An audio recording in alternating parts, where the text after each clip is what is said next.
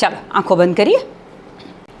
હે સ્વર્ગીય પિતા, તમે દયાળુ પ્રભુ છો, દયાળુ બાપ છો.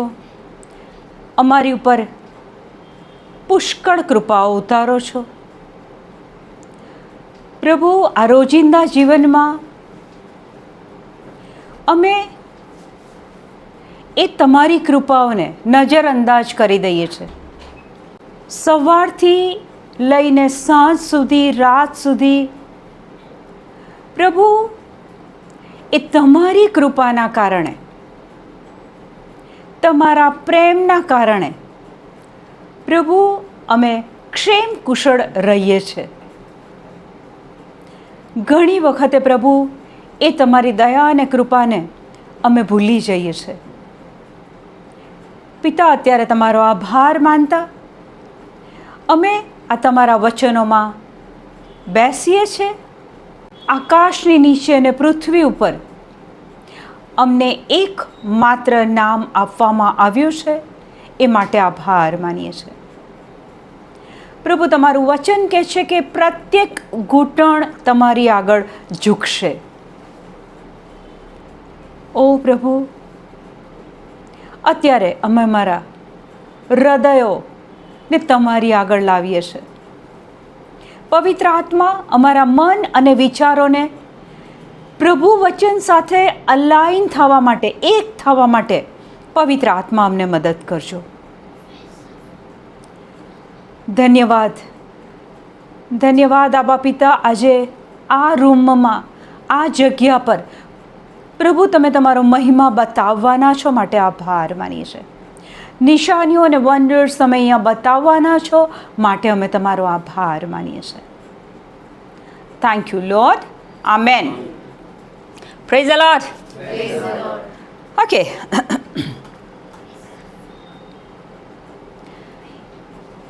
પાપ કોને કહેવાય? તમારી દ્રષ્ટિએ પાપ કોને કહેવાય? કોઈ વ્યભિચાર કરે, કોઈ ખૂન કરે, કોઈ ચોરી કરે તો એ પાપ કહેવાય? પાપ કહેવાય? ચોક્કસ પાપ કહેવાય. પણ કોઈ માતાનો દીકરો 12મા ધોરણમાં છે અને માતા સતત ચિંતા કરે છે, આ 12મામાં શું કરશે, પાસ થશે કે નહીં, સતત ચિંતા કર્યા કરે છે. કોઈ માતાનું બાળક સ્કૂલમાં જાય છે, પ્રાઇમરીમાં છે, સ્કૂલમાંથી આવતા મોડું થઈ જાય તો એ માતા ચિંતા કરે છે, શું થયું હશે, કેમ ના આવ્યો, કેમ આટલું મોડું થયું. સરોજબેનને અઠવાડિયાથી પેટમાં કોઈક તકલીફ છે, એ ચિંતા કરે કે આ કેમ મને આવું થાય છે, અત્યાર સુધી તો કોઈ દિવસ થયું નહીં, કેમ આવું થાય છે. અત્યારે દેશમાં, દુનિયામાં મંદીનો માહોલ છે. દરેક જે જુવાન છોકરો છોકરી જેના પર કુટુંબની જવાબદારી છે, એ વ્યક્તિ વિચાર કરે કે મારી નોકરી જતી રહેશે તો શું. તો આ ચિંતા, નાની બાબત હોય કે મોટી બાબત હોય, આ ચિંતા કરવી એ પાપ કહેવાય? પાપ કહેવાય?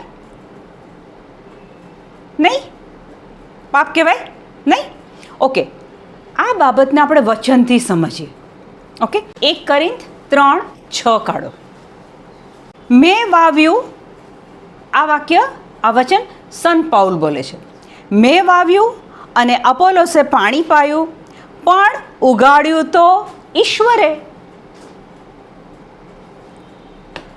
ખેડૂત દાણા નાખે, ખાતર પાણી બધું કરે, પણ પાક લાવે, ઉગાડવાનું કામ કોણ કરે? તો કે ઈશ્વર કરે. આપણે ચિંતા પર આજે ડિટેલમાં જોવાના છીએ. એના માટે આ વચન આપણે વાંચ્યું કે મેં વાવ્યું, અપોલોસે પાણી પાયું, પણ ઉગાડ્યું તો ઈશ્વરે. એમાં લખો, થોડીક નોટ્સ આજે લખીએ. પહેલી વાર જ્યારે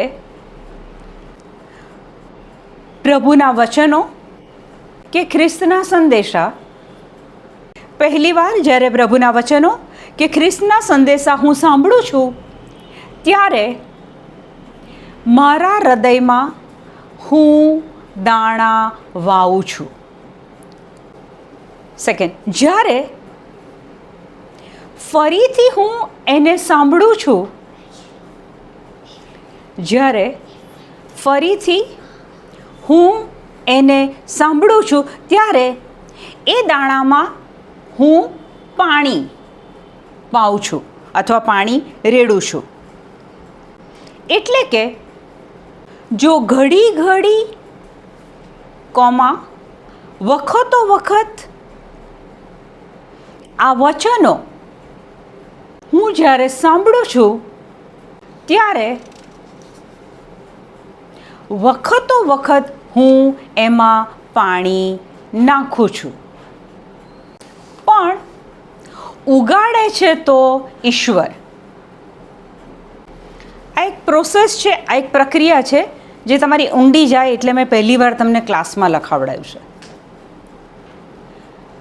પાક જોઈએ છે જીવનમાં? જોઈએ છે તો પદ્ધતિ આપણને બતાવી દીધી. દાણા વાવો, પાણી રેડો, એટલે પાછળનું કામ ઈશ્વરનું છે, એ ઈશ્વર કરશે. પણ ઇમેજિન કે એનાથી તમે ઊંધું કરો. તમે ચિંતાવાળા દાણા તમારા હૃદયમાં રોપો છો. અરે 3 દિવસની આગાહી છે, આ તમે તો મેસેજ રાખી દીધો, વરસાદ પડશે તો. મેં આગળ કીધેલું છે કે શબ્દ એ વાસણ છે, કન્ટેનર છે. એ શબ્દની અંદર વર્ડ ઇઝ અ કન્ટેનર. એ શબ્દની અંદર તમે શું નાખો છો? ચિંતા નાખો છો, પ્રેમ નાખો છો, માફી નાખો છો, શ્રદ્ધાવાળું બોલો છો. તમે અંદર શું નાખો છો એના પર તમારા પાકનો આધાર છે, તમારા પરિણામનો આધાર છે. એટલે માનો કે તમે ચિંતાવાળું બોલ કરો. મારા છોકરાનું શું થશે, એની નોકરીનું શું થશે, એની પત્નીનું શું થશે, એના ભવિષ્યનું શું થશે. જો તમે ચિંતાવાળા શબ્દો તમારા હૃદયમાં વાવો છો તો જેમ તમે વાવો, પાણી પાવો તો ઈશ્વર ઉગાડે. એ જ પ્રમાણે નેગેટિવ બાબતો જો તમે વાવો, એમાં પાણી રેડો તો શૈતાન એ તમારો વિનાશ લઈને આવે છે, ડિસ્ટ્રક્શન લઈને આવે છે. હવે આપણે એ જોવું પડે કે દિવસ દરમિયાન હું શાનું રિપીટેશન કરું છું, શબ્દો કયા નીકળે છે. પ્રભુના વચન એ તો દાણા છે. હવે માનો કે ચિંતાની જગ્યાએ તમે એ પ્રભુ વચનને વાવો છો તો પ્રભુ વચન કેવું? 1 Peter 1:23, તમે નશ્વર નહીં પણ અવિનશ્વર બીજ મારફતે, તમે નશ્વર નહીં પણ અવિનશ્વર બીજ મારફતે ઈશ્વરના જીવંત અને શાશ્વત શબ્દ દ્વારા નવો જન્મ પામ્યા છો. પ્રભુનું વચન કેવું? બાઇબલમાંથી તમે વચન લો તો એક વચન એ દાણો છે, અને એ દાણો કેવો છે? અવિનશ્વર, જેનો નાશ નહીં થાય. માતા અને પિતાના સમાગમ પછી જે કોઈ જન્મે છે, એ બીજથી જે કોઈ જન્મે છે એ તો નાશવંત છે. આજ નહીં ને કાલ માણસ નાશ પામશે. પણ પ્રભુનું વચન કેવું? તો કહે છે કે અવિનશ્વર, જેનો કદાપી નાશ થવાનો નથી. યશાયા 40:8 હું વાંચું છું. વચન કહે છે, તરણા સુકાઈ જશે, ફૂલો કરમાઈ જાય છે, પણ આપણા ઈશ્વરની વાણી સદા કાયમ રહે છે. તરણા સુકાઈ જાય છે, ફૂલો કરમાઈ જાય છે, પણ આપણા ઈશ્વરની વાણી સદા કાયમ રહે છે. એટલે કે માનો કે તમે દિવસ દરમિયાન આ દાણાને તમારા હૃદયમાં રોપો છો તો એ દાણો કેવો છે? પ્રભુ વચનરૂપી દાણો કેવો છે? જેનો ક્યારેય નાશ થવાનો નથી. પણ એની જગ્યાએ આપણે કંઈક ઊંધું જ બોલીએ. હમણાં 2 દિવસ પહેલાં એક જણને ત્યાં મુલાકાતે હું ગઈ, અને એ વ્યક્તિના કુટુંબમાંથી એક જણનું મૃત્યુ થઈ ગયું થોડા દિવસો પહેલાં. અને એ વ્યક્તિનું મૃત્યુ થયું, એ વ્યક્તિને છેલ્લા 1 વર્ષથી અહીંયા ખભામાં બહુ દુખતું હતું. ખભો દુખે, પાછળ દુખે, ડૉક્ટરને બતાવ્યું, કંઈ મળે, કંઈ સમજ ના પડી. અને પછી થોડા દિવસો પછી એક રોગનું નામ આવ્યું અને એ વ્યક્તિ બહુ ટૂંક સમયમાં મરી ગઈ. હવે આ વ્યક્તિના કુટુંબીજનને ત્યાં હું મુલાકાતે ગઈ, તો એ કુટુંબની એક વ્યક્તિ મારી આગળ એવું બોલી કે મારા આ કુટુંબીજનનું જે મૃત્યુ થયું ને એને કહે છે શરૂઆતમાં અહીંયા ખભો દુખતો હતો અને પછી ધીરે ધીરે આ મોટા રોગનું નામ આવ્યું અને ગણતરીના દિવસોમાં એમનું મૃત્યુ થયું. કે છે મને પણ અઠવાડિયાથી આ જ દુખે છે. તમે તમારા હૃદયમાં કયો દાણો વાયો? તમે તમારા હૃદયમાં એક ચિંતાનો દાણો વાયો કે ભાઈ મારા કુટુંબીજનને આવું થયું ને અને હવે મને એ જ જગ્યા પર દુખે છે. સતેજ રહેજો. દિવસ દરમિયાન તમે દાણા કેવા વાવો છો? બીજું એક એક્ઝામ્પલ આપું કે જ્યારે તમે આ ચિંતા નાખી દો છો, આ ચિંતા પર હું આજે તમને લઈ જઈ રહી છું. એક બહુ જ વર્ષો પહેલાં બે અડોશી પડોશી હતા અને એક પડોશીના ઘરના પાછળના ભાગમાં જામફળનું ઝાડ હતું. હવે એ પડોશી પેલા એમના બીજા પડોશીને એવું કહે છે કે મારા આ જામફળના ઝાડમાંથી જે કોઈ જામફળ ખાશે ને એને કેન્સર થશે. એ વ્યક્તિએ તો અવ્યવસ્થિત બોલ્યું જ બોલ્યું, પણ હવે જે પેલા પડોશી હતા એમણે આ બોલ્યા એ પહેલાં ઓલરેડી એ જામફળ પરથી એમણે એક જામફળ ખાધેલું હતું.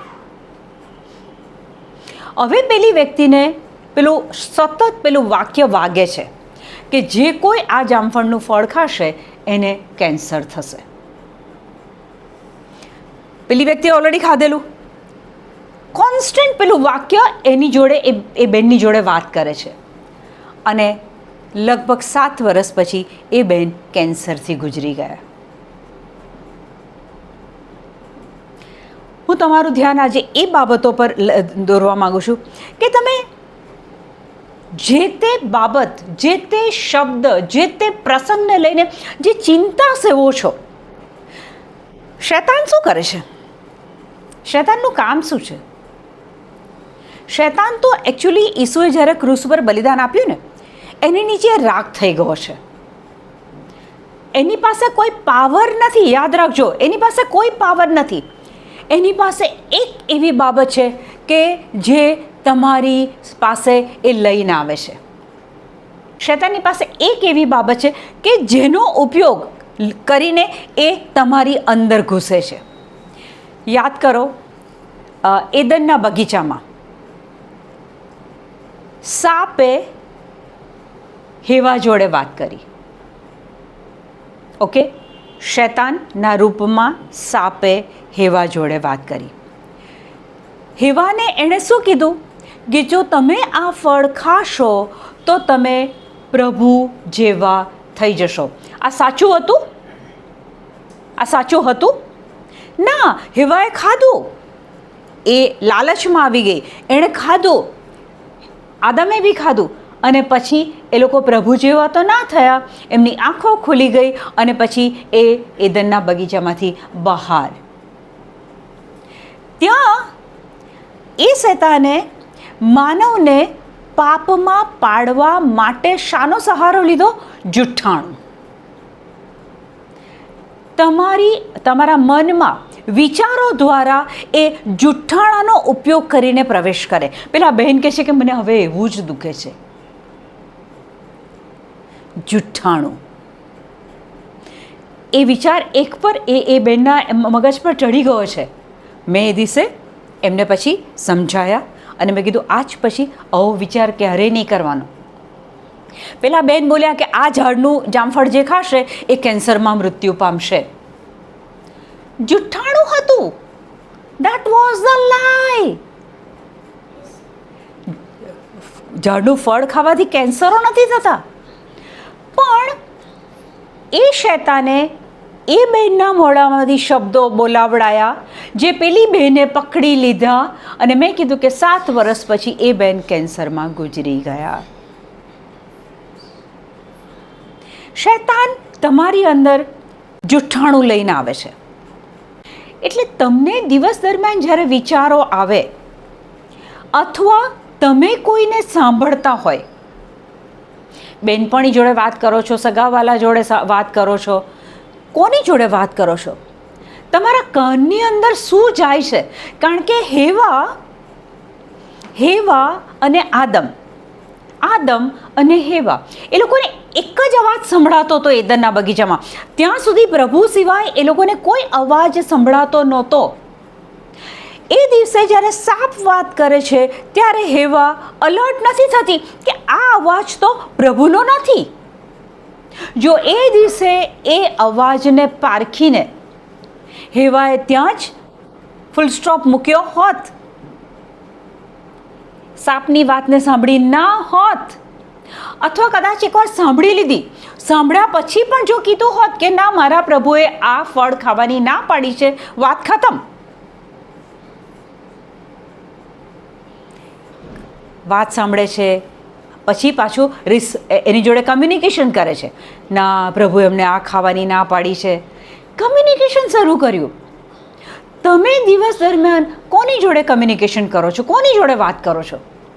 એ તમારા ફ્રેન્ડના રૂપમાં તમારી જોડે શૈતાન વાત કરી શકે છે, સગાવાલાના રૂપમાં વાત કરી શકે છે, તમારા દીકરા દીકરીના રૂપમાં વાત કરી શકે છે, કોઈ સુંદર વ્યક્તિના રૂપમાં એ શૈતાન તમારી જોડે કમ્યુનિકેશન કરી શકે છે. તમારે અલર્ટ રહેવાનું છે કે મારા કાનમાં કઈ બાબત ગઈ. તો શૈતાન તો જુઠ્ઠાણું લઈને આવે છે. તો સત્ય શું છે? શૈતાનનું કામ છે કે તમને ઈશ્વરથી અલગ કરવા માટે, ઈશ્વરના રાજ્યથી અલગ કરવા માટે એ જુઠ્ઠાણું લાવે છે. તો પછી સત્ય શું છે? What is truth?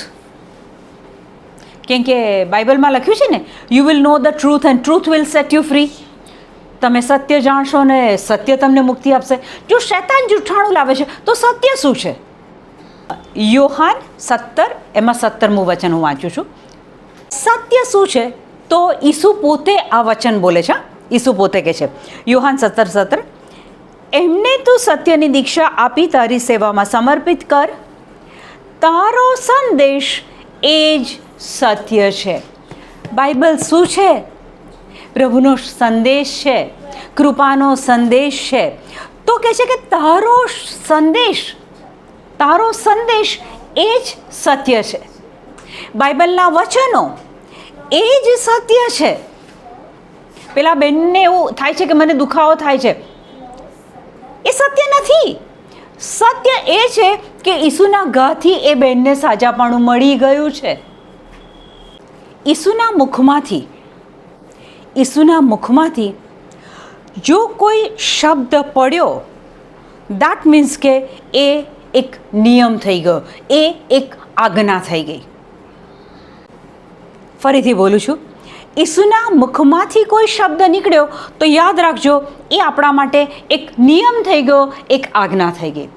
હવે ચિંતા વિશે આપણે જ્યારે વાત કરી રહ્યા છે, હવે વચન પર હું લઈ જાઉં છું તમને. માથી 6 એમાં 25મું વચન હું વાંચું છું. એટલે હું તમને કહું છું, ઈસુ બોલે છે, એટલે હું તમને કહું છું કે અમે ખાઈશું શું, પીશું શું, એમ તમારા જીવનની ચિંતા ન કરશો. ઈસુ બોલ્યા છે. સૌથી પહેલાં સવારમાં પરમાં ઉઠીએ એટલે ખાવાની જ ચિંતા થાય છે. આજે શું બનાવું, આજે શું ખવડાવું, આજે શું ખાઉં. અને ઈસુ અહીંયાથી એકદમ ઊંધું કહે છે, તમે ખાશો શું ને પીશો શું, એના વિશે કહે છે કે ચિંતા ના કરો. આગળ કહે છે, એમ અમે પહેરીશું શું પહેરીશું, એમ તમારા શરીરની પણ ચિંતા ન કરો. ઈસુના મુખમાંથી નીકળ્યું એટલે એ નિયમ થઈ ગયો કે ખાવાની ચિંતા ના કરો, તમારા શરીરોની ચિંતા ના કરો. અને કે છે વસ્ત્ર કરતાં શરીરની કિંમત વધારે નથી શું? પહેલાં તો એવું હતું, પહેલાંના અમારા જો હું મારા વિશે વાત કરું, અમે નાના હતા ત્યારે તો ક્રિસમસ આવે કે ઈસ્ટર આવે તો પછી નવા કપડાં મળે. વર્ષ દરમિયાન તો મુશ્કેલ છે. તમે કેટલુંય મા બાપ સુધી તમારી અરજ લઈ જાઓ પણ એને મંજૂરી મળે નહીં. અત્યારે મોલ એટલા બધા ખુલી ગયા છે, કપડાની પેટર્ન્સ તમે જુઓ તો એટલી બધી અલગ અલગ નીકળી છે.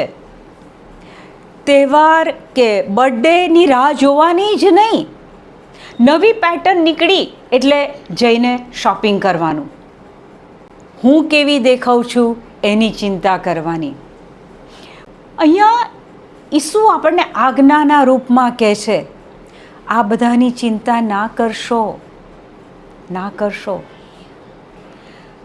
હવે માનો કે હું કોઈ વ્યક્તિને જોઉં છું કે જે વ્યક્તિ ચોરી કરે છે, તો હું એને કહીશ કે ભાઈ, અથવા મારાથી બોલાઈ જશે કે આણે પાપ કર્યું,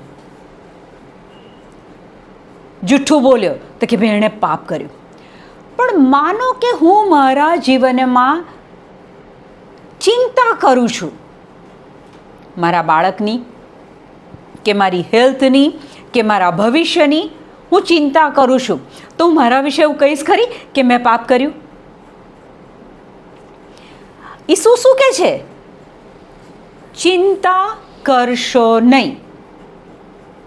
પછી એ બાળકની હોય, બાળકના ભવિષ્યની હોય, ખાવાની હોય, વસ્ત્રની હોય, શરીરની હોય, ઈસુ કહે છે કે ચિંતા કરશો નહીં. એટલે બાઇબલ અનુસાર જો આપણે જોઈએ તો ચિંતા એ પાપ છે. અંદર જાય છે.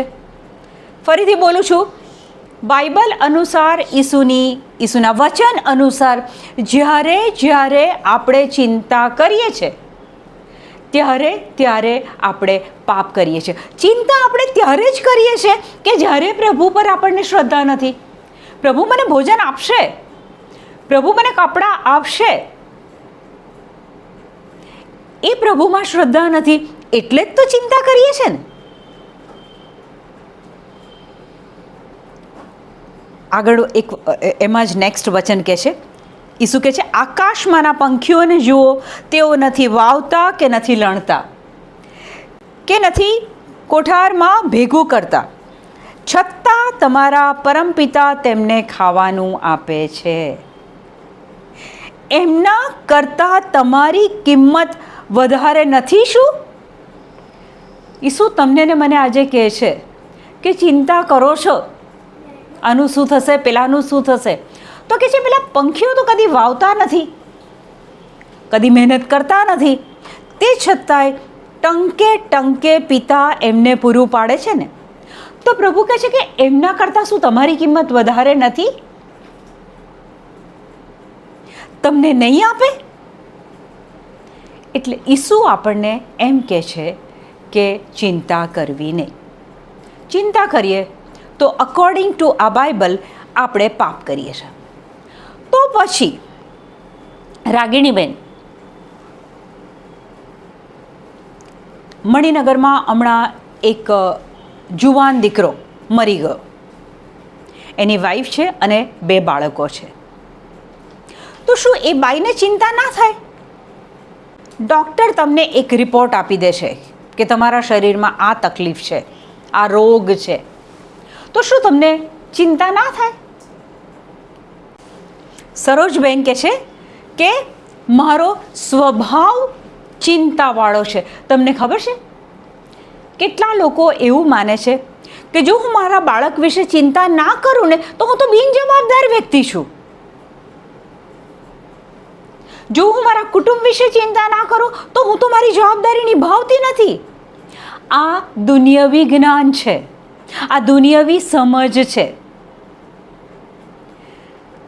તમે તમારા 2 બાળકને પેદા કર્યા, તમે એમને સરસ ભણાયા, પૂરતું ભોજન આપ્યું, પૂરતા કપડાં આપ્યા, જરૂર પડ્યા ત્યારે વાહનો બી આપ્યા, જો તમે દુનિયાવી મા અને બાપ થઈને તમે તમારા બાળકોને આટલું બધું આપ્યું, જ્યારે તમે તમારી દીકરીને જન્મ આપ્યો અને એ પહેલી વખત રડી, ભૂખના મારી રડી, તો એણે કીધેલું કે મમ્મી ભૂખ લાગી છે? તમે સમજી ગયા કે મારી બેબીને ભૂખ લાગી છે અને તમે એને દૂધ આપ્યું. જો તમે દુનિયાવી વ્યક્તિ, દુનિયાવી મા થઈને આ બાબત સમજી જાઓ છો કે મારી દીકરી ભૂખી છે એટલે મારે એને ભોજન આપવાનું, તો શું આપણો પિતા, આપણો સ્વર્ગીય પિતા, આપણો પ્રેમાળ પિતા, આપણો સર્જનહાર, શું એને ખબર નથી કે મારી દીકરીને આની જરૂર છે? આપણી સ્થિતિ કેવી હોય છે ખબર છે? આપણે પિતાનું ઘર છોડીને આપણે બહાર નીકળી જઈએ છીએ. આપણી સમજ, આપણું એડ્યુકેશન, દુનિયાદારીનું જ્ઞાન, આ બધા પર આપણે વધારે ભરોસો રાખીએ છીએ અને પિતાના ઘરમાંથી, વચનોથી આપણે દૂર જતા રહીએ. માનો કે મારો દીકરો, એકનો એક દીકરો ઘર છોડી દે, ફોન નંબર આપતો નથી, કોન્ટેક્ટ નંબર મારી પાસે છે નહીં, હવે મારી પાસે મારું જે કાંઈ છે એ મારે મારા દીકરાને આપવું હોય, પણ એ મારી રડારમાંથી બહાર નીકળી ગયો છે, હવે હું એને આપી શકું? કોન્ટેક્ટ થતો નથી, હું કેવી રીતના આપું? એ જ પ્રમાણે હું અને તમે આ પૃથ્વી પરના કૌટુંબિક જીવનમાં, સામાજિક જીવનમાં, આ દુનિયાવી જીવનમાં એટલા બધા ગળાડૂબ થઈ ગયા છે કે પ્રોબ્લેમનું સોલ્યુશન આપણે જાતે જ કાઢવા પ્રયત્ન કરીએ છીએ. આપણે એ ભૂલી ગયા છે કે આપણને બનાવનાર જે છે ને, આપણને આપણી ચિંતા નથી ને, એટલી એને આપણી ચિંતા છે. હવે માનો કે મેં કીધું હમણાં થોડી વાર પહેલાં એ પ્રમાણે કે પેલી બહેનનો હસબન્ડ મરી ગયો અને 2 બાળકો નાના છે, શું એને ચિંતા ના થાય? ડૉક્ટરનો કોઈક રિપોર્ટ તમને આવી જાય તો શું તમને એની ચિંતા ના થાય? ચિંતા થાય, વેરી ઓબ્વિયસ છે. એ શું કહે છે? ચિંતા ના કરો, પણ આવા પ્રસંગમાં ચિંતા થાય. હવે માનો કે એ ચિંતા આવી ગઈ, એ સ્ટ્રેસ આવી ગયું, એ નકારાત્મક વિચારો આવી ગયા, તો હવે શું કરવું? ઈસુ તો ના પાડે છે ચિંતા કરશો તો એ પાપ છે. હવે શું કરવાનું? ખોલો 1 Peter 5:7. વચન કહે છે કે હવે ચિંતા, માનો કે તમે સંસારમાં છો, ચિંતા આવી ગઈ, કોઈ એવો પ્રસંગ બની ગયો, તો વચન કહે છે તમારી બધી ચિંતા એના પર નાખી દો, તે જ તમારી ચિંતા કરે છે. તો અહીંયા વચન કહે છે કે તમારી બધી 20%, 40%, 50% નહીં, બધી ચિંતા એના પર નાખો. એના પર નાખો એટલે કોના પર? ઈસુ પર નાખો. તમારી બધી ચિંતા પ્રભુ પર નાખો. વચન કહે છે નાખો. નાખવું એટલે શું? ડસ્ટબિનમાં તમે કચરો નાખો છો તો પછી ડસ્ટબિન પાસે જાઓ છો, પછી પ્રેમથી એને હાથ લગાવો છો, પછી ખોલો છો, પછી આમ ધીરે રહીને મૂકો છો કચરો? ના, એ કચરાની પાસે, એ ડસ્ટબિન પાસે જવું બી તમને નથી ગમતું, તમે દૂરથી નાખો છો. તમારા હાથમાં એક ગરમ કોયલો હોય, ફાટી દઈને તમે ફેંકી દેશો, રાહ જોશો, વેટ કરશો? આ ચિંતા છે ને, એ તમને મારી નાખે, બાળી નાખે. તમારા શરીરોને એ ચિંતા, એ સ્ટ્રેસ, એ નેગેટિવ વિચારો. ડિપ્રેશન ક્યાંથી આવે છે? તમે સતત ચિંતા પાડો છો, સ્ટ્રેસમાં જીવો છો, નેગેટિવ વિચારોમાં જીવો છો. પેલો જુઠ્ઠાણું લઈને આવ્યો છે, તમે એ સતત એ સ્ટ્રેસમાં રહો છો, એ ચિંતામાં રહો છો. હવે એ તમારા મન ઉપર કાબૂ ધરાવે છે, તમારા શરીર પર હવે એ છાઈ જાય છે. એ ચિંતા, એ સ્ટ્રેસ તમારા શરીરમાં કોઈના કોઈ એક રોગને ઉત્પન્ન કરે છે. રોગ પ્રભુ નથી આપતા. આગળ પણ મેં કીધું છે, આજે રિપીટ કરું છું, જો ઈસુને આપણને રોગ જ આપવાના હોત તો ઈસુ ક્રૂસ ઉપર આપણા માટે શા માટે મરી જાત? વચન કહે છે કે એના ઘાથી તમે સાજા થયા છો, એના સોળથી તમે સાજા થયા છો. જો આપણને રોગ જ આપવાના હોત તો એ શા માટે આટલું દુઃખ વેઠત? એટલે રોગ એના તરફથી નથી આવતા, પ્રભુ તરફથી. આ જે જુઠ્ઠાણું લઈને આવે છે, આ શૈતાનનું કામ છે. વચન કહે છે કે તમારી બધી 5% 10% નહીં, બધી ચિંતા એના પર નાખી દો. નાખવામાં એક નફરત, અણગમો, મારે આ નથી જોઈતું. આઈ એમ સોરી ટુ સે, પણ નાનું છોકરું હોય, ડાયપરમાં પોટી કરી છે, એની માં શું કરશે? પર્સમાં મૂકશે? વોર્ડરોબમાં મૂકશે? નો, આ ના ચાલે. આ ડાયપર, આ પોટી આ ઘરમાં ના ચાલે. ઇમિડિયેટલી એની મમ્મી શું કરશે? ઉઠાવશે અને સીધી ફેંકી આવશે. એ પ્રમાણે ચિંતા બહુ ગંદી બાબત છે. તમારા શરીરોને ખતમ કરવા માટે, તમારા મનને ડિસ્ટર્બ કરવા માટે, તમને ડિપ્રેશનમાં મૂકવા માટે આ ચિંતા બહુ મેજર ભાગ ભજવે છે. આજ પછી ચિંતા થાય ને, ઇમિડિયેટલી તમારા મનને, તમારા વિચારોને સતેજ કરજો કે હું શું વિચારી રહી છું. કારણ કે મેં વાવ્યું, અપોલોસે પાણી નાખ્યું, પણ ઉગાડ્યું ઈશ્વરે. એ જ પ્રમાણે જો નેગેટિવ બાબતો તમે વાવો છો, એમાં પાણી નાખો છો, તો શૈતાન તમારા જીવનમાં ડિસ્ટ્રક્શન, વિનાશ લઈને આવે છે. માનો કે આ ચિંતાથી, કે આ સ્ટ્રેસથી, અત્યારે ઓફિસીસમાં કામ કરવાનું હોય, નોકરી કરવાની હોય, બહુ સ્ટ્રેસ આવે, બહુ સ્ટ્રેસ હોય, તો આ જે સ્ટ્રેસ કે આ ચિંતા કે આ નેગેટિવ વિચારો કે ઉદ્વેગ આવે શરીરમાં, એનાથી પછી ડિપ્રેશન આવી જાય. અને ડિપ્રેશન આવે એટલે વ્યક્તિ ડૉક્ટર પાસે જાય, સાયકિયાટ્રિક પાસે જાય. સાયકિયાટ્રિક શું કરે ખબર છે? તમારા મગજને શાંત કરવા માટે એ ઊંઘની ગોળીઓ આપી દે. ઊંઘની ગોળીઓ લેવી એ કોઈ કાયમી ઈલાજ નથી. સાયકાટ્રિક શું કરે ખબર છે? તમને પોઝિટિવ વિચારો કરવાનું કહે, પછી એક્સરસાઇઝ કરવાનું કહે, પછી કહેશે ગાર્ડનમાં જાઓ, બધા સવારમાં જોરથી હસે છે, એમની જોડે તમે પણ હસો. આ બધા નુસ્ખા તમને સાયકાટ્રિક બતાવશે. આ પરમેનન્ટ ઈલાજ નથી. પરમેનન્ટ ઈલાજ કયો છે? ડિપ્રેશનમાંથી વ્યક્તિને આપણે બહાર કાઢવી છે. મેં કદાચ આગળ એક સાક્ષી આપેલી, બરોડાનો એક છોકરો 37 વર્ષનો, અનમેરિડ, અને છેલ્લા 7-8 વર્ષથી ડિપ્રેશનમાં, અને અલગ અલગ કપલ્સે એનું કાઉન્સેલિંગ કરેલું, એક પ્રિસ્ટે પણ એમનું કાઉન્સેલિંગ કરેલું, પણ એ છોકરો ડિપ્રેશનમાંથી બહાર આવે નહીં. કારણ કે આ લોકો બધા એની જોડે જે કાઉન્સેલિંગ કરતા હતા, એ આ બધું કાઉન્સેલિંગ કરતા હતા.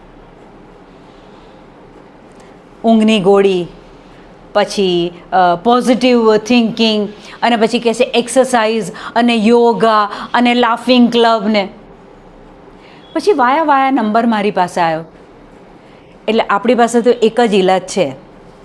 ખબર છે, પહેલાં આપણે દવાખાનામાં જતા હતા ને, તો ડૉક્ટર પાસે જઈએ ને, એટલે ડૉક્ટર એક ચોરસ પેપરના ટુકડા એમની પાસે હોય, પછી એમાં ગોળી મૂકે ને પછી પડીકી વાળે અને પછી આપણને આપે. મારી પાસે એક જ પડીકી છે. મારી પાસે કોઈ બી આવે ને, લાખ દુઃખો કી એક દવા હૈ, ક્યું ના અજમાએ. કઈ દવા? ખોલો. યસ, 2 તિમોથી 3:16. 2 તિમોથી 3:16. આપણને ઈલાજ જોઈએ છે. ઓકે, હું પહેલાં ગુજરાતીમાં વાંચું, પછી આપણે ઇંગ્લિશમાં લઈએ છીએ, કારણ કે આ શબ્દ અંગ્રેજીમાં સારો છે. વચન કહે છે કે સમગ્ર શાસ્ત્ર ઈશ્વર પ્રેરિત છે. સમગ્ર શાસ્ત્ર ઈશ્વર પ્રેરિત છે. આ જે શાસ્ત્ર છે એ ઈશ્વર પ્રેરિત છે. પણ આમાં અંગ્રેજી વાંચીએ છીએ ને, ત્યારે એનો મિનિંગ પકડાશે. વાંચો friend. Every scripture is God breath. To breath એટલે શ્વાસ.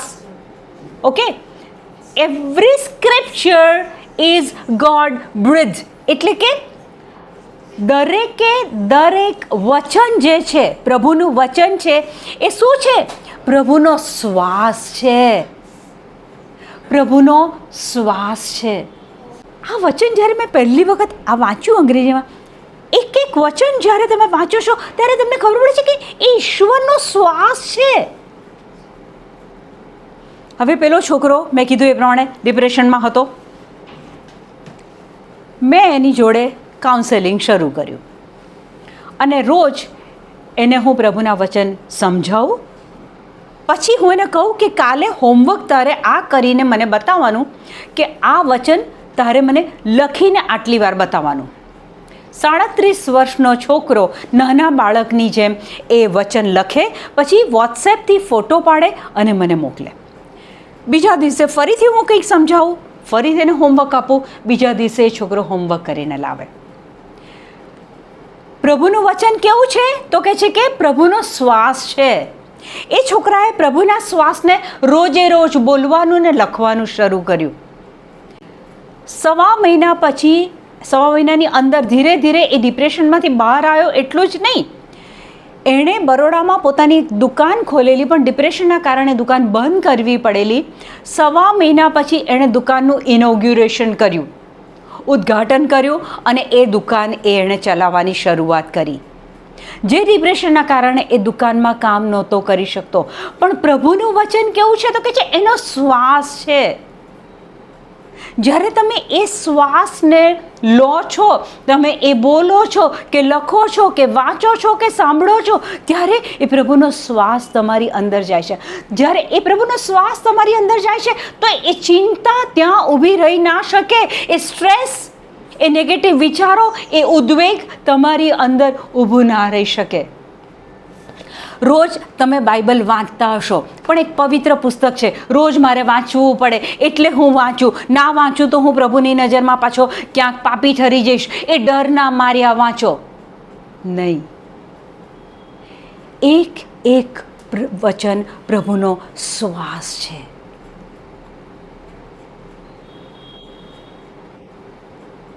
એ ડિપ્રેશનની કાયમી દવા છે, એ ઈલાજ છે આપણો. હજુ એક વચન હું તમને બતાવું. યોહાન 6:63. આપણને કાયમી ઈલાજ જોઈએ છે, ચિંતા માટે હોય કે ડિપ્રેશન માટે હોય, કાયમી ઈલાજ. વચન કે છે યોહાન 6:63, જીવન આપનાર તો ઈશ્વરનો પ્રાણ છે, નર્યો માટીનો માનવ કશા કામનો નથી. મેં તમને જે શબ્દો કહ્યા, પ્રભુના વચન, ઈસુ કહે છે, પ્રભુ કહે છે, મેં તમને જે શબ્દો કહ્યા તેમાં ઈશ્વરનો પ્રાણ છે. Can you imagine?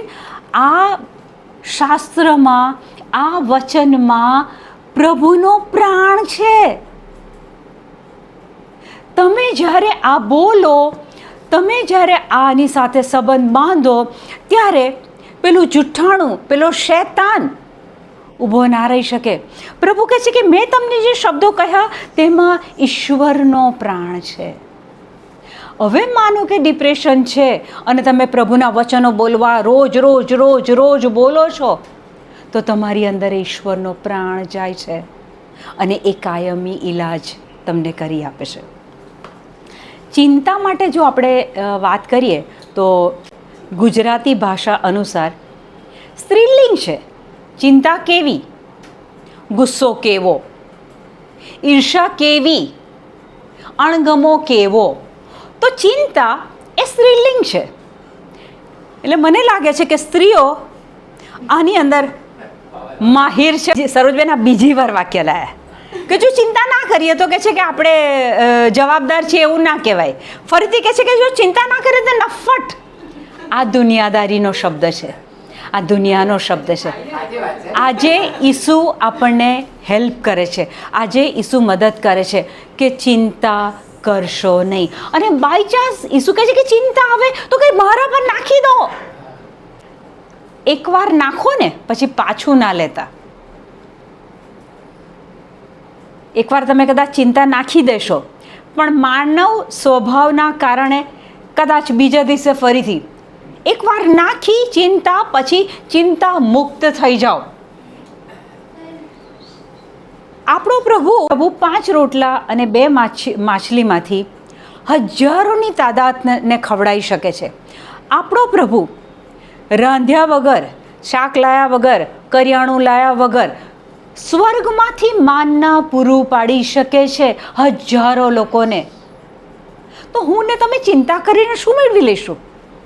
તમે એની નજરમાં છો, તમે એમના બાળકો છો. એ તમને પ્રેમ કરે છે. એમણે જગતને એટલો તો પ્રેમ કર્યો કે એનો પુત્ર મોકલી આપ્યો. હવે એ પુત્ર પર જે શ્રદ્ધા રાખે એનો ઉદ્ધાર થશે, જે શંકા રાખશે એનો ઉદ્ધાર નહીં થાય. વચન કહે છે કે પાઉલે રોપ્યું, અપોલોસે પાણી પાયું અને ગ્રોથ ઉગાડ્યું તો ઈશ્વરે. એ જ પ્રમાણે જો આપણે ચિંતા, સ્ટ્રેસ, નેગેટિવ બાબતો વાઈશું, એમાં પાણી નાખીશું, તો શૈતાન આપણા જીવનમાં વિનાશ લઈ આવશે. હવે તમે કોઈ વ્યક્તિને એવું કહેતા સાંભળ્યું છે કે કોઈકે છે ને કશું કરી દીધું છે? એવું કહેતા સાંભળ્યા છે? કોઈકે છે ને આ મારા ઘરમાં, મારા છોકરા પર, મારી છોકરી પર કંઈક કરી દીધું છે. આવા વિચારો આવે. હું તમારું ધ્યાન દોરવા માંગુ છું અમુક વચનો દ્વારા. આ જુઠ્ઠાણું છે. ઉત્પત્તિ 12:3 કે તને જેવો આશીર્વાદ દે એમને હું આશીર્વાદ દઈશ, અને તને જેવો શાપ દે એમને હું શાપ દઈશ. યોહાન 7:17 જોયું કે સત્ય એ તારો સંદેશ એ સત્ય છે, પ્રભુનું વચન એ સત્ય છે. હવે તમને એક શંકા પેલા શૈતાને નાખી દીધી કે મારા ઘરમાં આવું થયું, આ થયું, પેલું થયું. દેટ મીન્સ કે કોઈએ કશું કરી દીધું છે. આ જુઠ્ઠાણું લઈને પેલો આવ્યો તમારા વિચારોમાં. હવે માનો કે એ વખતે તમારી પાસે આ વચન હોય કે પ્રભુએ તો મને પ્રોમિસ આપી છે કે જો તને કોઈ શાપ દેશે ને તો એને હું શાપ આપીશ.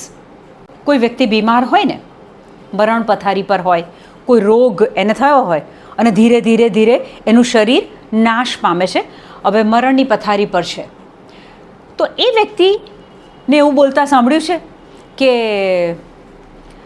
મેં બહુ પાપ કરેલા ને એટલે પ્રભુએ મને આ શિક્ષા કરી છે.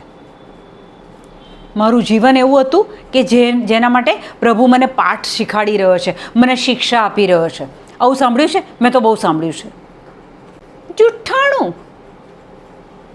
જુઠ્ઠાણું.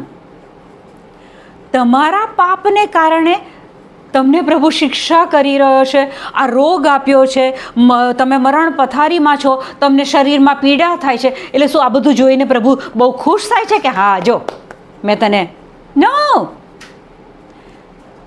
2 કોરિન્થ 5:21 કહે છે કે પિતાએ એના પુત્રને પાપ બનાવી દીધો. ગોડ મેડ હિમ સિન હુ ન્યૂ નો સિન.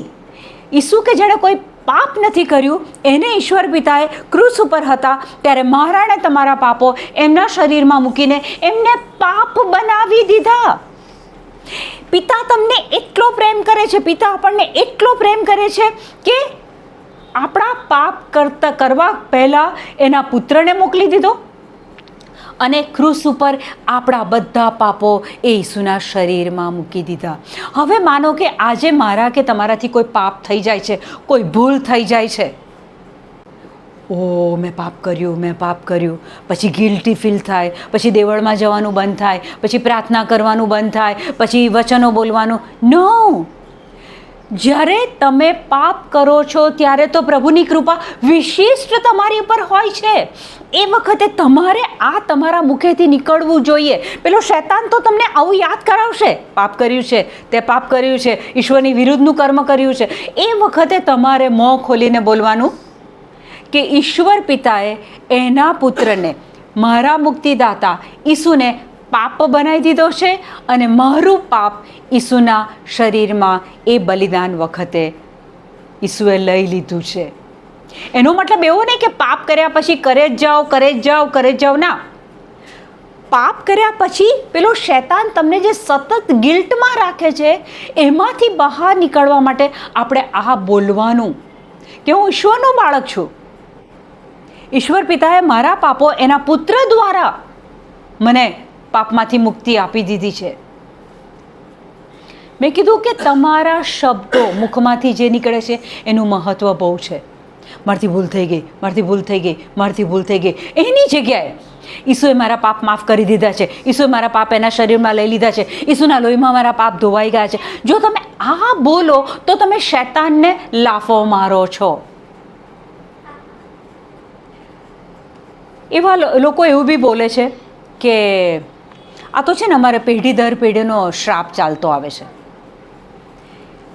દાદાના પપ્પા બી કોઈ પર્ટિક્યુલર રોગમાં મરી ગયા, પછી દાદા એ જ રોગમાં મરી ગયા, પછી પપ્પા બી એ જ રોગમાં મરી ગયા. એટલે એ વ્યક્તિ, એ કુટુંબની વ્યક્તિ શું બોલે કે આ તો અમારે છે ને પેઢી દર પેઢીનો શ્રાપ ચાલે છે. શૈતાન જુઠ્ઠાણું લઈને આવ્યો, તમારા વિચારમાં એ નાખ્યું અને તમારા મુખે બોલાવડાયું કે અમારે તો પેઢી દર પેઢીના શ્રાપો છે. એ દાણો ગયો, પછી તમે ઘડી ઘડી બોલો છો શ્રાપ, તમે પાણી પાયું, એટલે શૈતાન હવે તમારા જીવનમાં નાશ લાવે છે. એની જગ્યાએ તમે બોલો ગલાત્યા 3:13, ઈસુએ મારા શ્રાપો લઈ લીધા છે અને મને શ્રાપમાંથી મુક્ત કરીને આશીર્વાદ આપ્યો છે. આ જુઠ્ઠાણું શૈતાન છે ને, જુઠ્ઠું એટલે જુઠ્ઠાણું એટલે શું ખબર છે? વોટ ઇઝ જુઠ્ઠાણું? જૂઠ, વોટ ઇઝ લાય? વચનની વિરુદ્ધનું જે છે દેટ ઇઝ લાય, એ જુઠ્ઠું. વચનમાં કહે છે તમે આશીર્વાદી છો, તમારા પાપ માફ થઈ ગયા છે, તમારા માટે સ્વર્ગનો દરવાજો ખુલી ગયો છે, તમને કિંમત ચૂકવીને ખરીદી લેવામાં આવ્યા છે. પેલો તમને વિચારો નાખે છે કે જો તે પાપો કર્યા છે ને, હવે તને પ્રભુ નથી સાંભળતા, પ્રભુ તારી પ્રાર્થનાનો જવાબ નથી આપતા. પ્રભુના વચનની વિરુદ્ધની જે બાબત છે એ બધું જૂઠ, બધું જ જુઠ્ઠાણું. તો સરોજબેન, ચિંતા શું છે? આખું આપણે સેશન પૂરું કર્યું. મારો સવાલ છે, ચિંતા શું છે? ચિંતા એ પાપ છે. ચિંતા વિશે ઈસુ શું કહે છે? ચિંતા વિશે ઈસુ શું કહે છે? ચિંતા ના કરો. ચિંતા કરવાથી શું આવે? ડિપ્રેશન આવે, બીમારીઓ આવે. તો બીમારીઓ કે ડિપ્રેશનમાંથી બહાર નીકળવા માટે શું કરવાનું? મોટા ભાગની બીમારીઓનું કારણ ચિંતા છે. ડિપ્રેશનનું કારણ ચિંતા, સ્ટ્રેસ છે. તો એનો ઈલાજ શું છે? સરોજબેન કહે છે કે ચિંતા નહીં કરવાની. ડિપ્રેશન કે બીમારીનું કારણ જો ચિંતા છે તો કહે છે ચિંતા નહીં કરવાની. તમારા સ્વપ્રયત્નથી ચિંતાથી મુક્ત રહી શકાય છે પ્રિયલ? રાત્રે ભર ઊંઘમાં પણ એ ચિંતા સતાવે, ડૉક્ટરનો રિપોર્ટ તમારી જોડે વાત કરે, ઘરનો કલેશ તમને એ રાત્રે ઊંઘમાંથી જગાડે ને તમારી જોડે વાત કરે. આ ચિંતામાંથી મુક્ત થવું છે. એ કહે છે ચિંતા નહીં કરવાની. સ્વપ્રયત્નથી ચિંતામાંથી મુક્ત નથી થવાતું. જો ચિંતામાંથી મુક્ત થવું હોય તો રૂપલ શું કરવાનું? પ્રભુનું વચન શું છે? એ પ્રભુનો શ્વાસ છે. તો એ પ્રભુના શ્વાસ જોડે, પ્રભુના વચન જોડે આપણે સતત સંકળાયેલા રહીએ ત્યારે ઓવરનાઇટ નથી થતું, પણ સ્લોલી ને ગ્રેજ્યુઅલી ધીરે ધીરે ધીરે એ ચિંતા જતી રહે છે, એ ડિપ્રેશન જતું રહે છે અને આપણે એક સરસ હેલ્ધી જીવન જીવીએ છીએ. હવે એ છેલ્લું એક વચન લઉં છું. સુભાષિતો 4:10 કહે છે, સાંભળ મારા બેટા. પ્રભુનું વચન શું છે? તો કે એનો શ્વાસ છે. હવે પછી યોહાન 6:63 જોયું કે વચનમાં પ્રભુનો પ્રાણ છે. હવે એક છેલ્લું વચન લઉં છું. સાંભળ મારા બેટા અને મારો ઉપદેશ હૈયે ધર, મારો ઉપદેશ હૈયે ધર, તો તું દીર્ઘાયુ થશે. તમે લોકો જ્યારે જ્યારે સેશન હોય છે ત્યારે આ ઉપદેશ સાંભળો છો, રિટ્રીટમાં ઉપદેશ સાંભળો છો, કે છે કે મારો ઉપદેશ હૈયે ધર તો તું દીર્ઘાયુ થશે, તને લાંબુ આયુષ્ય મળશે. દેટ મીન્સ કે પ્રભુના વચનમાં જો તમે રહો તો you will have long life, લાંબુ જીવન, તંદુરસ્ત જીવન, સફળ જીવન. હવે પ્રભુનું વચન એ પ્રભુનો શ્વાસ છે. એ ગઈકાલે મારી એક સાક્ષી આપું કે તમે લોકો બધા જાણો છો કે મારો એક ગ્રાન્ડસન છે, દીકરાનો દીકરો. અને તમે જાણો છો કે આખો દિવસ અમે એની જોડે મસ્તી તોફાન બધું એની જોડે બહુ એક્ટિવ અમે લોકો રહીએ છીએ.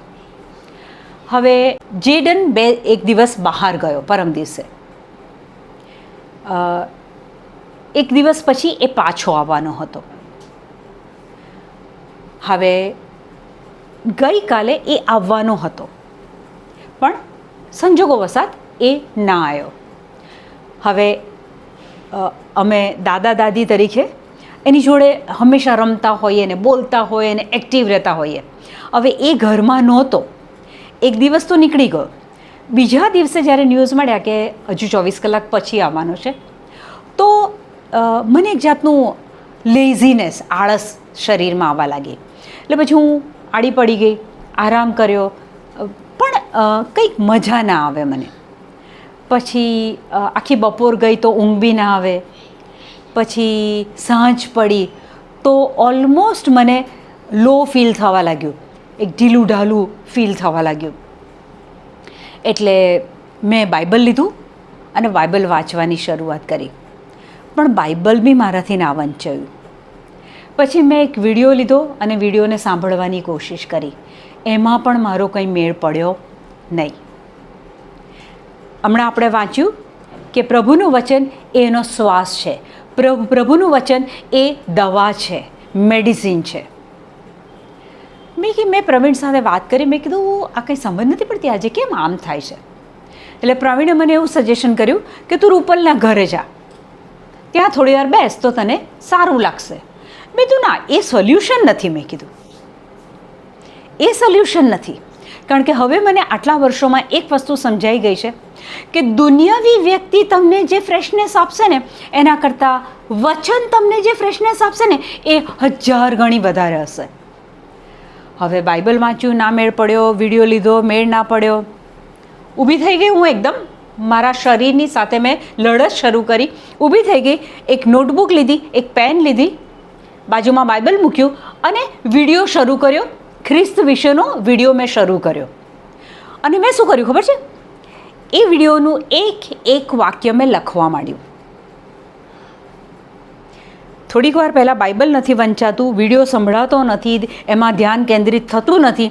હવે મેં મારા શરીર સાથે લડત શરૂ કરી. બેસી ગઈ, ખુરશી મૂકી, નોટબુક લીધું, વિડીયો ચાલુ કર્યો અને પોઝ કરીને એ વિડીયો મેં લખવાની શરૂઆત કરી. લગભગ 5:45 મેં આ પ્રક્રિયા, ગઈકાલે સાંજે 5:45 મેં આ પ્રક્રિયા શરૂ કરી.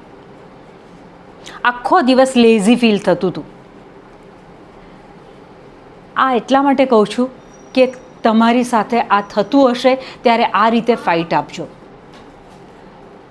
5:45 મેં શરૂ કર્યું સરોજબેન, રાત્રે 10:30 સુધી. વચ્ચે જમવાનો બ્રેક પડ્યો, વચ્ચે કામ માટે હું નીચે રૂપલના ઘરે ગઈ, એ થોડો બ્રેક પડ્યો. પણ 5:45 લખવાનું શરૂ કરેલું, 10:30 સુધી લખવાનું ચાલુ છે. અને અત્યારે હું જે ફ્રેશનેસથી બોલું છું એ ફ્રેશનેસ મને એ 10:30 સુધી અને ત્યાર પછી પણ એકદમ ફ્રેશ. કારણ કે પ્રભુનું વચન એનો શ્વાસ છે. પહેલાં મને બાઇબલ વાંચવા માટે થોડી રોકી, વિડીયો સાંભળવા માટે રોકી. મેં કીધું ના, તારું અહીંયા કામ નથી ને તારું નહીં ચાલે અહીંયા. મેં મારા શરીર સાથે ફાઇટ આપી, મેં લખવાનું શરૂ કર્યું અને પછી તો એ જે ફ્રેશનેસ આવી છે, આ આપણે આપણા જીવનમાં કરવાનું છે. પેલો તો જૂઠાણું લઈને આવશે, આજે તું ઢીલી છે, આજે તું માંદી છે, આજે પગમાં દુખે છે, આજે કમરમાં દુખે છે, ચાલ હટ. જ્યારે પિતર ઈસુ જોડે વાત કરે છે, ઈસુ કહે છે મારે હવે જવાનો સમય છે અને મારે આ કરવાનું તે કરવાનું, અને પિતર સાઈડ પર લઈ જઈને કહે છે કે તમારે આવું વેઠવાનું ક્યારેય નહીં આવે. ત્યારે ઈસુ કહે છે હટ શેતાન, તું દુનિયાદારીની રીતે જોવે છે. પિતર જેવી વ્યક્તિ, જે પહેલા પોપ, એ પણ ક્યારેક વૈચારિક રીતે આવી સ્થિતિમાં આવી ગયા. એમણે પણ 3 વાર ઈસુનો નકાર કર્યો, પણ એનો મતલબ એવો નથી કે ત્યાર પછી ઈસુએ પિત્તરનો ઉપયોગ એમનું રાજ્ય ફેલાવવા માટે નથી કર્યો. ઈસુએ પિત્તરનો ઉપયોગ બરાબર કર્યો. એ પહેલાં પોપ બન્યા, પુષ્કળ ચમત્કારો કર્યા, પુષ્કળ આત્માઓ બચાયા. એટલે મારા પર ને તમારી પર જ્યારે આ વૈચારિક રીતે ચિંતાના રૂપમાં, સ્ટ્રેસના રૂપમાં, ઉદ્વેગના રૂપમાં પેલો આપણા પર ચડી બેસવાનો પ્રયત્ન કરે, ત્યારે વચનો બોલો, લખો. પર્ટિક્યુલર એક વિડીયો ખોલી દો, લખવા માંડો, અને જો પેલો કેવો ભાગી જાય છે.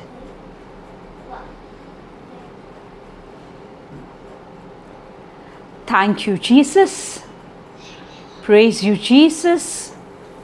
પ્રભુ, તમારું વચન એ તમારો શ્વાસ છે, એ આજે તમે અમને સમજાયું, એ માટે આભાર માનીએ છીએ.